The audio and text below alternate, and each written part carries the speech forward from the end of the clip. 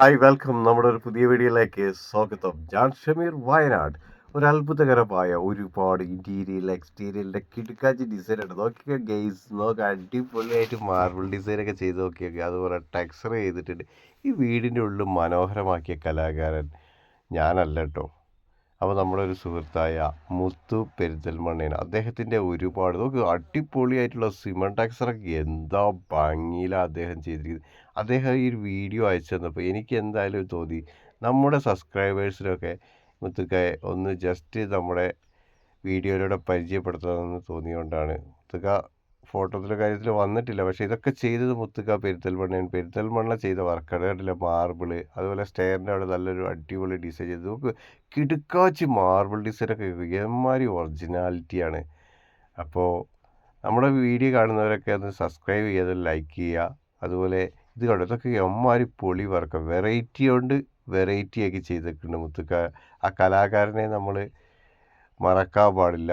ആ കലാകാരൻ ചെയ്ത വർക്കുകളാണിത്. അദ്ദേഹം പെരിന്തൽമണ്ണക്കാരനാണ് കേട്ടോ. ഇതല്ലേ സിബ ടെക്സ്റ്റർ അതുപോലെ ടെക്സ്റ്റർ ഡിസൈനുകൾ. ആ വീടിൻ്റെ ഉള്ളിൽ എന്തൊക്കെ ഇൻറ്റീരിയൽ ഡിസൈൻ കൊണ്ട് മനോഹരമാക്കാൻ പറ്റുമോ അതൊക്കെ അദ്ദേഹം ചെയ്തിട്ടുണ്ട്. അതുപോലെ വേറെന്താ വെച്ചാൽ പറയുന്നത്, ഇതുപോലെയുള്ള അടിപൊളി വീഡിയോസ് ആയിട്ട് ഉടൻ ഇനിയും ഞങ്ങൾ വരും. ഇതുപോലെയുള്ള കലാകാരന്മാർക്ക് ഞങ്ങളുടെ ചാനലിലൂടെ കിടിലം അവസരങ്ങൾ കൊടുക്കുകയാണ്. അത്രയ്ക്കും മനോഹരമായിട്ടാണ് മുത്തൊക്കെ ചെയ്തിരിക്കുന്നത്. ഇത് കണ്ടില്ല, അതിൻ്റെ ഇൻറ്റീരിയൽ എക്സ്റ്റീരിയലിലൊക്കെ ഫില്ലറൊക്കെ അടിപൊളിയായിട്ട് ചെയ്തിട്ടുണ്ട്. ഫില്ലറിൻ്റെയൊക്കെ വീഡിയോ നമ്മൾ വേറെ ഒരു സമയത്ത് ഇടുന്നതാണ്.